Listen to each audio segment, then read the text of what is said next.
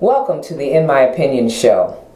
I'm your host, Denise Smith-Allen, and I am going to introduce you to a wonderful gentleman by the name of Reggie Coleman, who is a substance abuse counselor. Welcome, Reggie. Thank you, Denise. I'm glad to be on the show. Okay, well listen, we're going to get started, and I have some very interesting questions for you. First, though, I'd like to learn a little bit about who you are for our viewing audience. Who's Reggie? Who's Reggie Coleman? Well, that was a real segue into who I am. I like that. I am originally from Flint, Michigan. I'm a real Flintstone. Okay. Born and raised here. All right, Flintstone. Yeah, real one stuff, you know. And presently, I'm retired from about 30 years of being a substance abuse therapist.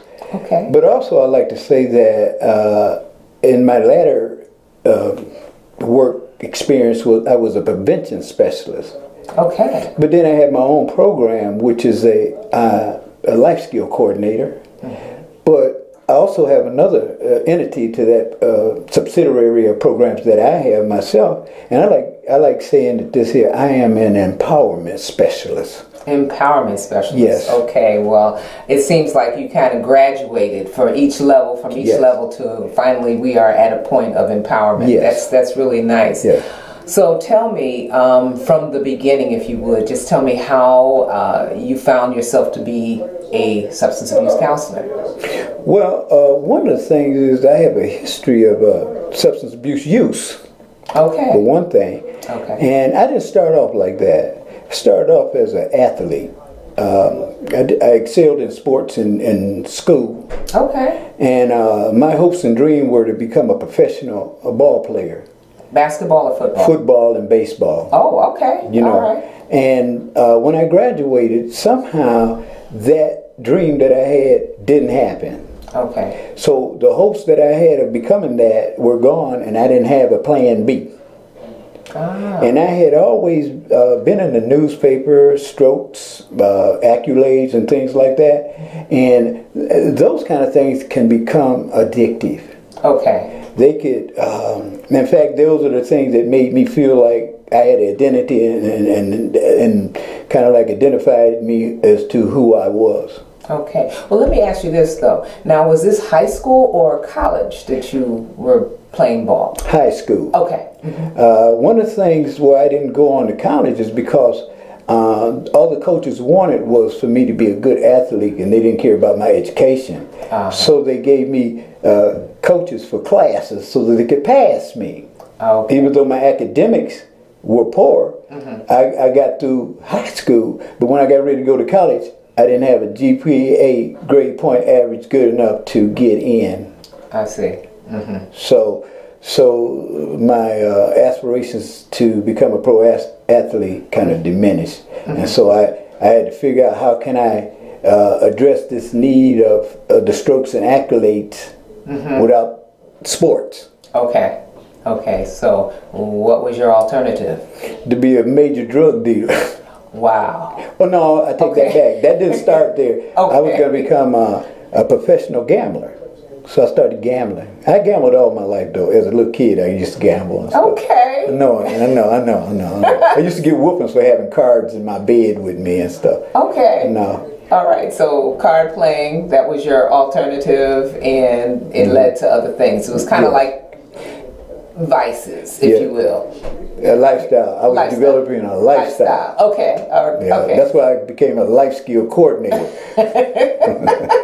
So it's the opposite. Opposite. Okay. Yeah, right. So I'm following your trail. So out of school, things didn't work out as far as the athletics, going on to college. So then you decided, okay, so I'm going to get my hustle on. Yeah. So from playing cards and pool, okay, and then it escalated or it went to another area. So how did it progress?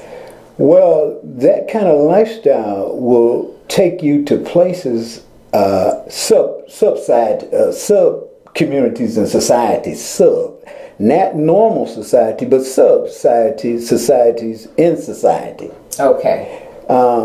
So they have pool rooms in places that where there are other people like prostitutes, gamblers, people of other who I always call it, who have shortcut mentalities, who don't want to go by society norms. Okay. So that they can develop their identity in another genre of life. I got you.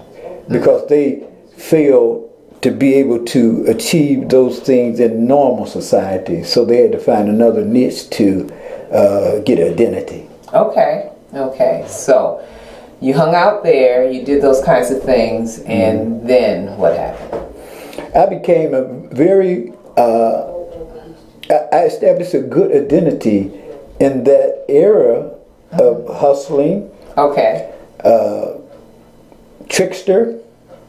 Okay. I honed my skills real well. But the thing about that, there's always a back door and a booby trap on those things that you never see. Right. And what happened was that ended up leading me to prison. Okay. And upon going to prison, I went to jail all the time. That comes with the lifestyle. Okay. So it was just a norm.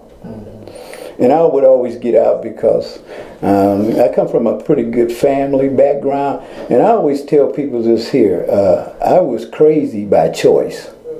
I didn't have to be crazy. Okay. You know what I mean? I was an altar boy. I was raised, my mother knew there was something was wrong with me as a kid because like I say, I played with cards in the bed and I used to get whoopings for having cards. I was just, like that. And so she said, he needs help. And so she dropped me off at the foot of God. She said, God, I need help with it. Well, I got 3 brothers, so all of us, and that established a God concept in me. Okay. I knew that there was a God because of my mom doing that. And, but I would always go to jail and I would always get out. And this last time, I couldn't get out. And they gave me life in prison. My. Right. That's what I said, my. Wait a minute, life? Life. Oh, wow. Okay. Yeah. Okay. And so, how much time did you actually do? I was a habitual criminal, so they said, you keep coming to jail, you just, there's nothing left for us to do but send you to prison and stuff, because it seems like these slaps on the wrist and probation is not working. Okay. And so I went to prison and stuff, and I decided right then my lifestyle had gotten me in this kind of situation. And so, and I say by the grace of God, I finally came to some form of sense because my mother had introduced me that there is a God and I knew I could call up on him. But I wouldn't do that in the past because I was the kind of guy who didn't want, I was a guy who, let's say, keep it real. So I wouldn't play with folks. So I didn't want to play with God. And I knew what kind of guy, the rules that God liked and things like that. And I didn't like his rules. Because it didn't look like I was going to have no fun going by his rules. So I decided, God, I'm a straight up guy, so I'm not going to be messing with you. So I'm going to go to the other side where the enemy is at and just, because it looked like I have more fun over there than with you. But upon doing this life bit for case or a crime that I did not commit. Oh, okay. Now I committed all them other ones. Okay. This one I didn't do. Okay. And so they tried me twice and were going to try me 3 times. I had hung juries.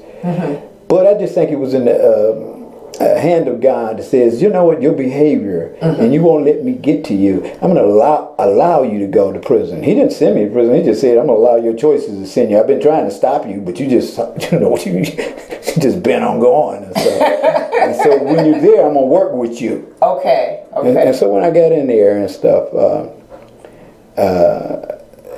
that's when I first started having personal encounters with a person I call God. Okay. And make a long story short on that one, he got me out of prison. I didn't have to do, the earliest I was supposed to get out was 8 years. But they identified me as a model prisoner. Wow. Even though I was sold drugs in prison. Okay. I know. Hand of God is, like amazing and stuff. It really is. And so he got me out. you know, he allowed the parole board to release me. It wasn't even supposed to be like it was. Okay. And so, and I understood that. And so I asked God, what do you want out of me? And I thought he was going to give me something deep so I could tell him I can't do that. Right. Like walk on the water. You know, something where I said, I can't do that. That's why I didn't want to be with you anyway. Okay. And so he just said, Reg, I just want you to be all that I created you to be. I said, wow. And you gonna play me like that, huh, God? I can do that one, you know. But you got to help me a little bit. He said, no problem. Okay. I just wanted to work with you anyway. And so I went into this relationship, and I always said like this here, that I take care of his business, and he'll take care of my business. And this is how it's been since then. Okay. That was over 30 years ago. Wow. Right. Amazing. Amazing testimony. Amazing testimony. So when you got out and you had made the decision to do life on God's terms as opposed to your terms, what propelled you then to move into the area of substance abuse? Well, that's an interesting story. Well, I got to go back to me and my conversation with God. On the bus from Jackson Penitentiary to the Correction Center, you know, I asked God, I said, well, you know, God, I got a problem. He said, well, what's your problem? I said, money. How am I going to get some money? And he said, well, what do you know how to do? I said, well, he said, you know how to fix cars? I said, no. He said, you know how to fix washing machines? I said, no. He said, what do you know how to do? I said, man, all I know how to do is do drugs and sell drugs. He said, well, I got a job for you. I said, what do you mean you got a job? You don't know nothing else but drugs. I'm going to make you a drug therapist.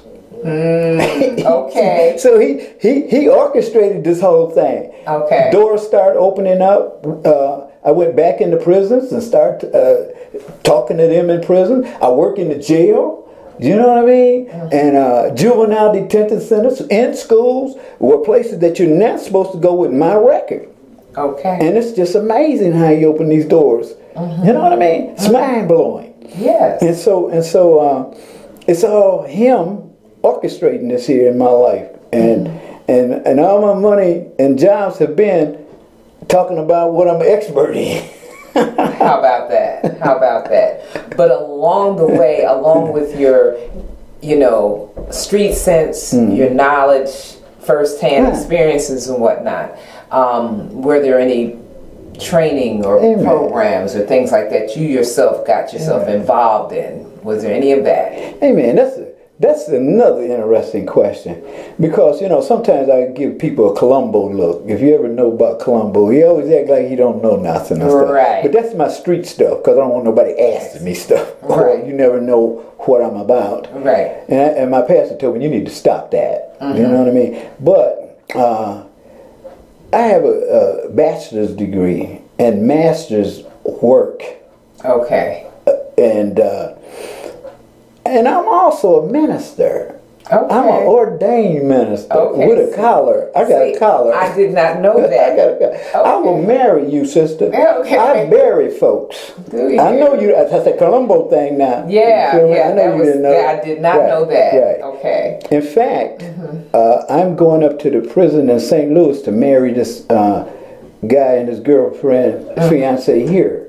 He asked me would I marry them. Okay. You know what I mean? It'll be my second marriage that I'm marrying folks. Okay. Now, I know you didn't know anything like that. I had no clue. I know it. No clue. I know. Okay, all right. God is amazing. Columbo.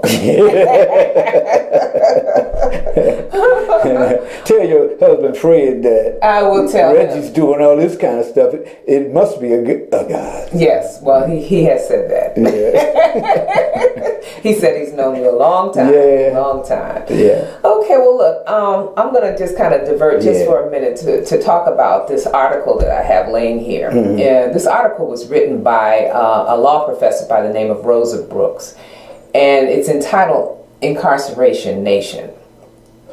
And I guess what I'd like to do, not without reading the article or anything like that, because it definitely puts out a really you know, lack of a better word, is a kind of a frightening statistic in this country, in this nation, about how many people are confined within the United States.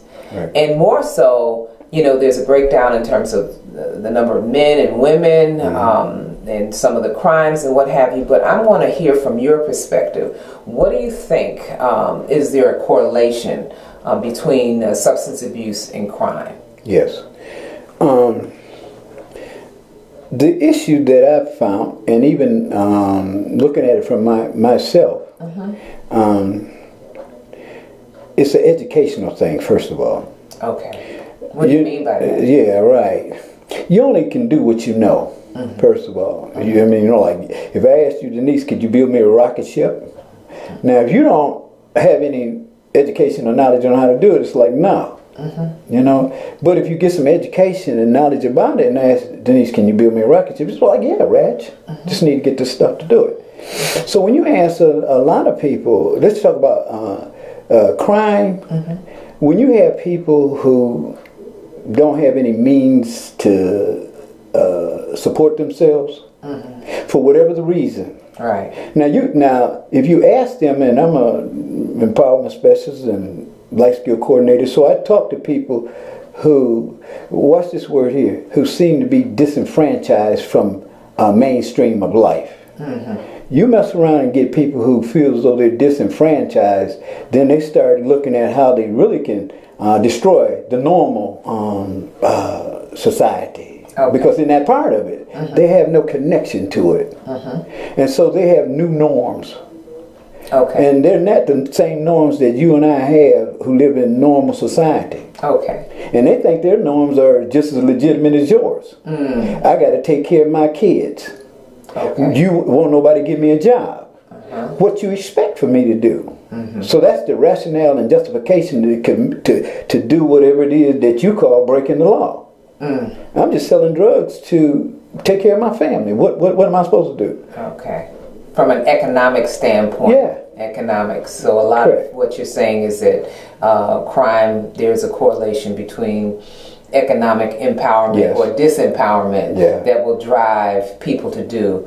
Well, okay, so with that thought though, there are a lot who have become addicted themselves. And so once that happens, it kind of, you know, turns that whole thing around in terms of how people are going to take care of themselves and or their family, because whatever monies they may make, if they became their own best customer, then all of a sudden that goes out the window. Correct. So what happens then? Right. And as you're saying that, I became my best customer because I didn't do drugs. Okay. I backed people who would buy the drugs, the dealers. I would back them because I always had money. Okay. And so one of my buddies, older guy, I would give him maybe 1,000. He'd give me 1,500 back. And eventually I started riding with him, you know, and the lifestyle. And then I got a little further involved. To make a long story short, of trying some of the products. Okay. I mean, and I remember when it happened real clear, because I used to take people with me to test the packages to make sure it's what I was buying, you know. And so one day I couldn't find the guys to go, so I went myself. And since they weren't there, I said, let me try this stuff that they're doing and stuff. And I always say this here. People, and I talk to young people who start off trying to, and they have a legitimate reason to take care of my family. Yeah. But there's a booby trap in that thing. There's a booby trap. And you don't see the booby trap because people say, well, I got a strong mind and it won't get me. I said the same thing. Okay. And ended up an IV heroin drug user. I'm scared of needles. Today I am.